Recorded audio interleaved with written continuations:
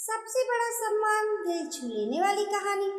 भाभी तुम दिखने में तो सुंदर नहीं हो, कम से कम खाना तो ढंग का बना लिया करो। ये कितना घटिया हलवा बनाया है तुमने। तुम्हारी तरह बिल्कुल जला हुआ और काला हलवा है ये। सरिता ने अपनी भाभी का मजाक उड़ाते हुए कहा। तो संध्या की आंखों में आंसू आ गए। उसने भरे गले से कहा, दीदी अगर आपको मैं पसंद नहीं तो कोई बात नहीं, लेकिन कम से कम अन्य का अपमान मत करिए आप। और वैसे भी मम्मी पापा ने खुद पसंद करके मेरी शादी करवाई। मैं कोई जबरदस्ती इस घर की बहू नहीं बनी हूँ जो आप हमेशा मुझे ताने मारती रहती है। तब सरिता गुस्से से गरजते हुए बोली कि मेरे मम्मी पापा अब इस दुनिया में नहीं है, तो ये मत समझना कि इस घर की मालकिन तुम बन गई हो जो मुझे इस घर में इतना कुछ सुना रही हो।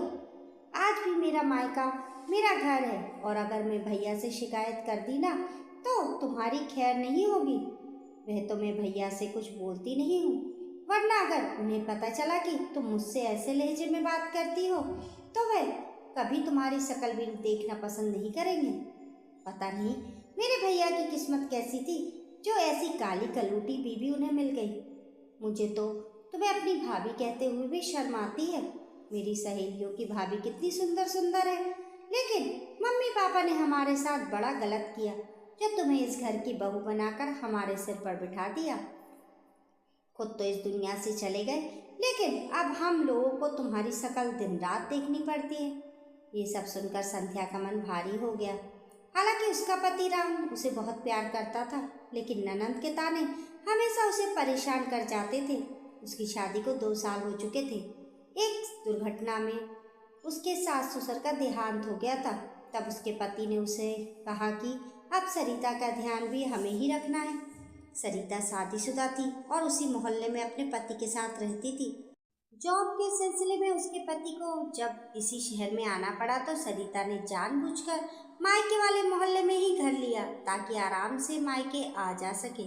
संध्या को भी अच्छा लगता था कि उसकी ननंद यहीं पर है, लेकिन सरिता का व्यवहार उसके लिए जरा भी अच्छा नहीं था। इसी बीच जब दिवाली का त्योहार आया तो संध्या बड़े उत्साह के साथ त्योहार की तैयारी में जुट गई थी। धनतेरस की अगली सुबह संध्या सुबह सवेरे नहा धोकर तैयार हुई। धनतेरस पर उसके पति ने उसे गिफ्ट में एक सोने की नोज पिन दी थी, तो आज सुबह सवेरे फिर नोज पिन पहन रही थी। तभी उसकी ननंद धन धन आते हुए अंदर घर में घुस आई और कहने लगी, क्या बात है भाभी, आज तो सुबह सवेरे मेकअप करने बैठी हो। तो संध्या कहने लगी, आज रूप चौदस है ना दीदी, तो बस सुबह सवेरे तैयार हो रही थी। तब उसकी ननंद उसका मजाक उड़ाते हुए बोली, भाभी तुम रूप चौदस पर श्रृंगार करने से अच्छा बाहर नाली की सफाई कर लो। घर के बाहर नाली बहुत गंदी पड़ी हुई है।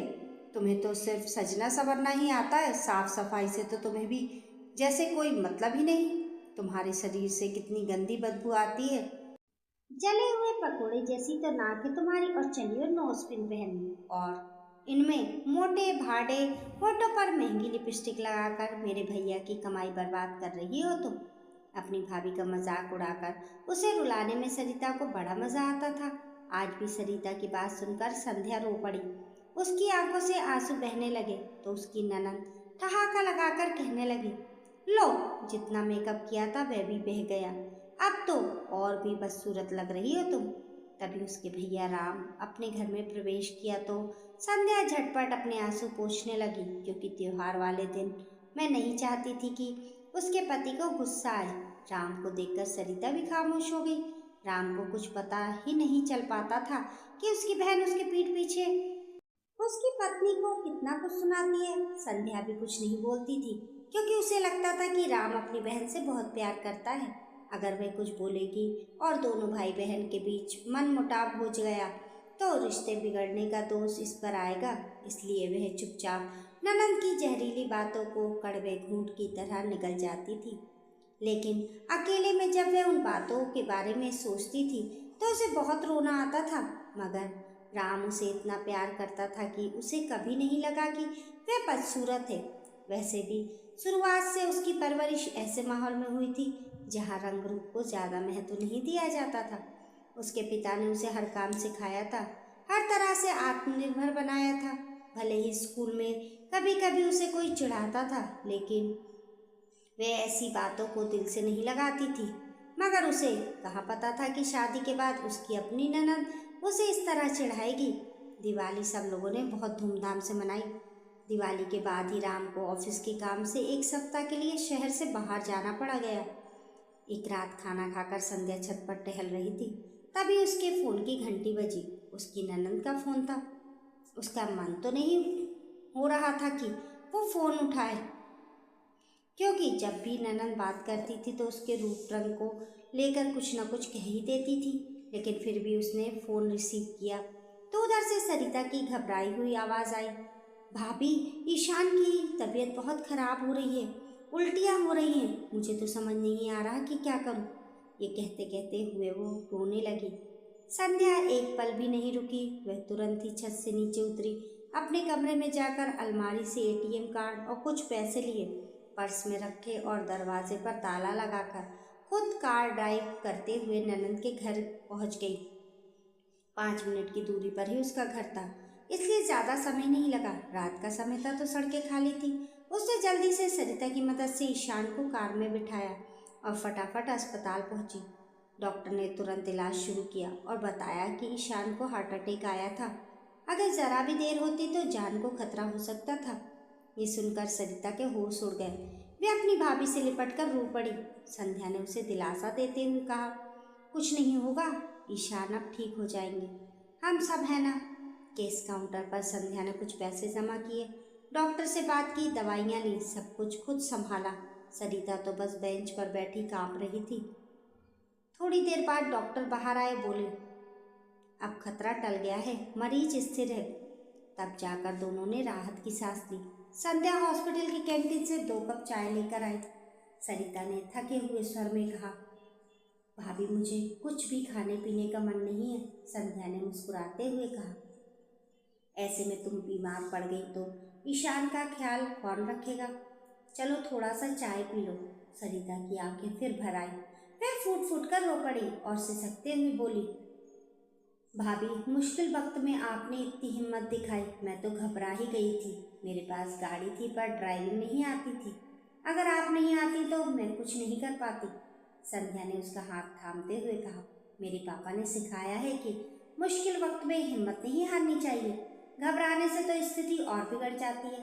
सरिता ने सिर झुकाते हुए कहा, मुझे अपनी सुंदरता पर बहुत घमंड था। लगता था आप मुझसे नीचे हैं, पर आज समझ आई कि असली सुंदरता चेहरे में नहीं, इंसानियत में होती है। मम्मी पापा ने हमारे लिए सच में परफेक्ट बहू चुनी थी। संध्या ने कोमल स्वर में कहा, अब पिछली बातें भूल जाओ, नई शुरुआत करो। रिश्ते अगर सच्चे हों तो एक गलती से टूटते नहीं। सरिता ने हैरान होकर कहा, कोई और होती तो मुझे 4 बातें सुनाती, पर आपने माफ़ कर दिया। संध्या बोली, तन के जख्म तो भर जाते हैं, पर मन के जख्म भरने में वक्त लगता है। इसलिए कोशिश करो कि अब अपने शब्दों से किसी को दुख न पहुंचाओ। परिवार वही होता है जो मुश्किल वक्त में खड़ा रहे। ये कहकर संध्या मुस्कुरा दी। सरिता भाभी के गले लगकर रो पड़ी। उसके मन का सारा अहंकार, सारी जलन बहकर जैसे खत्म हो गई। उस रात जब ईशान अस्पताल में चैन की नींद सो गया, सरिता ने धीरे से भाभी के पैर छुए और बोली, भाभी, आज समझ आई कि सुंदरता देखने में नहीं, दिल की सफाई में होती है। संध्या ने प्यार से उसका सर सहलाया। उसी पल दोनों के बीच जो दीवार थी वह पिघल गई और दिवाली के दीपों की तरह उनके दिलों में भी सच्चे रिश्तों की रोशनी जल उठी। दोस्तों, रूप रंग कभी इंसान की पहचान नहीं होता, असली सुंदरता उसके दिल और कर्मों में होती है। रिश्तों में प्यार, अपनापन और सम्मान ही सबसे बड़ा श्रृंगार होता है।